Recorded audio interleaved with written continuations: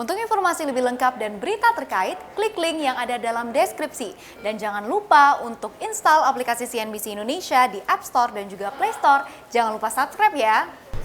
Ya, isu kocok ulang kabinet atau reshuffle kembali mengemuka pasca Dewan Perwakilan Rakyat atau DPR menyepakati rencana pemerintah untuk merombak dan juga menambah nomenklatur baru di pemerintahan. Termasuk salah satunya ada sebuah kementerian baru yang tengah disiapkan oleh sang presiden.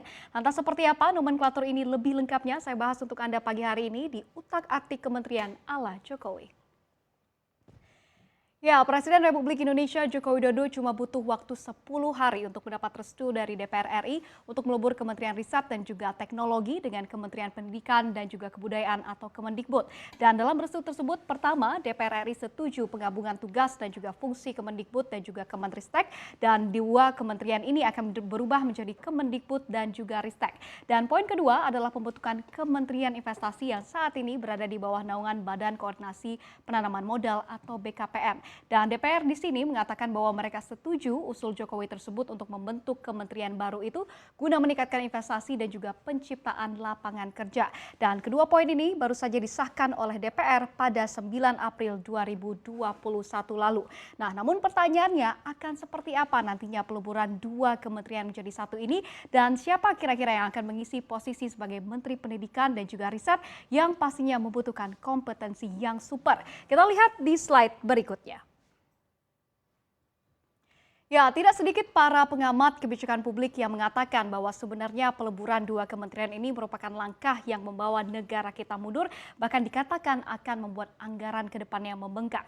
Namun dikatakan oleh Presiden bahwa tujuan utama dileburnya dua kementerian ini menjadi satu adalah pemerintah menginginkan yang namanya suatu sambungan antara pendidikan dan juga riset. Karena kita ketahui yang namanya pendidikan, apalagi dalam bidang sains dan juga teknologi, berhubung erat dengan yang namanya riset. Namun pertanyaan selanjutnya, siapa kira-kira yang akan mengisi posisi sebagai Menteri Pendidikan dan juga Riset? Apakah itu Pak Nadiem Makarim yang saat ini menjabat sebagai Menteri Pendidikan, atau Pak Bambang Brojonegoro yang menjabat sebagai Menteri Riset saat ini, atau mungkin bukan kedua menteri yang kami tampilkan di layar ini? Semuanya ada di tangan Pak Presiden Joko Widodo. Nah, selanjutnya yang tak kalah menarik, kita akan mempunyai kementerian baru. Seperti apa kementerian baru itu dan juga seperti apa juga fungsi ke depannya? Kita lihat di slide berikutnya. Ya, Kementerian Investasi yang mana pembentukan Kementerian Investasi ini juga tidak kalah disorot. Yang pastinya ini akan menguatkan posisi dari BKPM saat ini, di mana nantinya seluruh urusan perizinan usaha akan satu pintu, yakni melalui Menteri Investasi. Jadi bisa Anda bayangkan baik itu investasi PMN atau PMA, penanaman modal asing yang besar maupun kecil, semuanya akan satu pintu, yakni di Kementerian Investasi. Dan hal ini sudah disambut baik oleh para kalangan pengusaha yang sepertinya sudah lama menunggu Kementerian Investasi ini. Kita lihat beberapa statement dari para pengusaha terkait dengan yang hal ini.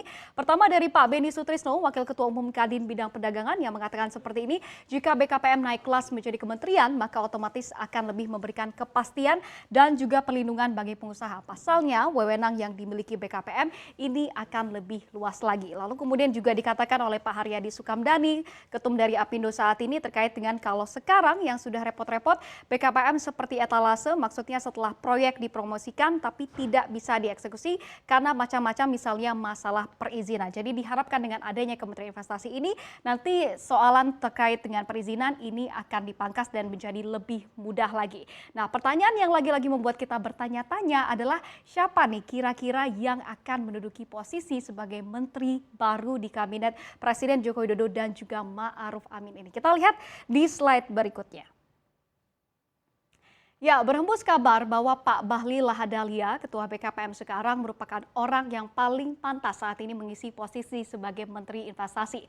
Namun dikatakan oleh kantor staf Presiden ada setidaknya 3 kriteria yang harus dimiliki oleh seorang Menteri Investasi. Yang pertama kita lihat, ini adalah yang namanya network atau jaringan, begitu ya, baik di dalam dan juga luar negeri. Kemudian ini penting terkait dengan mampu menarik investasi dan juga mampu membuat Indonesia menarik di mata investor yang akhirnya membuat para investor berbondong-bondong datang ke negara kita Indonesia untuk menanamkan modal mereka. Kemudian yang ketiga ini tidak kalah penting, yakni mempertahankan investasi tersebut untuk berkelanjutan, atau dalam kata lain bagaimana membuat investor yang tadinya berinvestasi di Indonesia ingin berinvestasi lagi, menambah modal mereka, atau melakukan yang namanya investasi jangka panjang yang juga pastinya dampak ekonominya akan lebih panjang lagi. Nah, pasti Anda pernah mendengar pepatah begitu ya, untuk menjadi kaya itu katanya gampang, tapi untuk mempertahankan kekayaan Anda itulah bagian yang paling sulit.